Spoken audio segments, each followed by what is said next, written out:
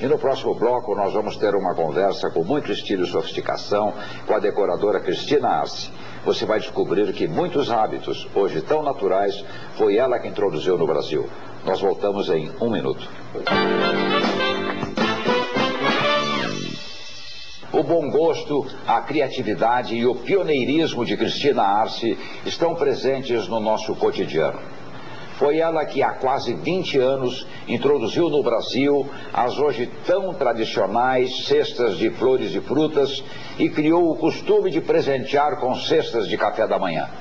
Isto acabou criando um grande nicho de mercado. A decoradora Cristina Arce, que está aqui com a gente no Sala VIP, criou hábitos e conceitos em paisagismo, decoração e eventos que hoje nos parecem comuns. Ela vai nos contar um pouco da sua carreira e por que, ao adotar o Brasil como moradia, fez questão de nos contagiar com o seu bom gosto e a sua sofisticação. Boa noite, Cristina. Boa noite, Faveco. Obrigada por ter me convidado. É um prazer enorme ter Cristina Arce aqui conosco no Sala VIP. Cristina, por que você elegeu o Brasil? Como é que foi essa italiana tão sofisticada chegar aqui e criar todos esses hábitos que hoje fazem parte do nosso cotidiano? Bom, a história é muito longa mesmo, não daria para contar tudo. Mas conta rapidinho, só um pouquinho. É que eu me apaixonei pelo Rio de Janeiro. E daí eu fiquei. Quem vê o Rio é impossível não se apaixonar. Aí eu casei, não é? Pronto. E foi um passo. Fiquei no Brasil. E continuo apaixonada até hoje. Porém, agora em São Paulo, que é muito diferente. E São Paulo não tem a praia, não tem as veleidades do Rio. Aí tive que trabalhar, vou trabalhar. Aí falei, bom, o que eu faço agora? E a ideia foi, de repente, alguma novidade. E o que seria novidade que não tivesse, não é? Aí eu bolei com poucos recursos, porque os recursos não eram muitos, essa coisa das cestas. Mas eu nunca imaginei que iria ser assim um sucesso como foi, porque digamos assim, folclore à parte, não é verdade? Que essa ideia, essa pequena ideia que foi assim sem querer, ela criou um novo item na economia brasileira. Hoje em dia, quando você abre, por exemplo, as páginas amarelas, você vai encontrar uma seção cestas, ou a seção de anúncios publicitários em várias revistas e jornais.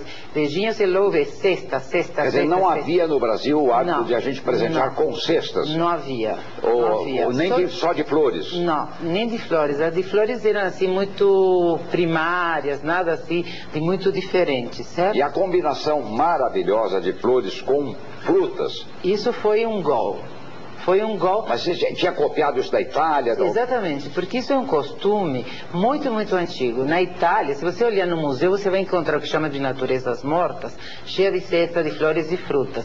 Só que parecia improvável, todo mundo dizia para mim que era loucura. Imagina, no Brasil não vai dar. Mas como eu acredito que no Brasil tudo dá, sabe aquela coisa de plantando tudo se dá? Plantando tudo dá? Inclusive as cestas, né? Então pronto, deu, mas deu mesmo. Tanto é que me trouxe tantas e tantas alegrias em todos os aspectos possíveis, pessoais, profissionais. Fui para a televisão, fiz uma carreira na televisão muito boa.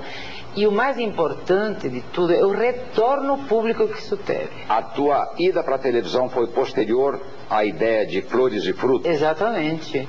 Eu fui em 91, fiz um programa na Record, posso falar, todo dia, e foi assim como se diz, incentivo enorme, porque o público amou, adorava, né? E mostrava tudo na televisão. Era um programa sobre decoração? Eu chamava Vida Nova.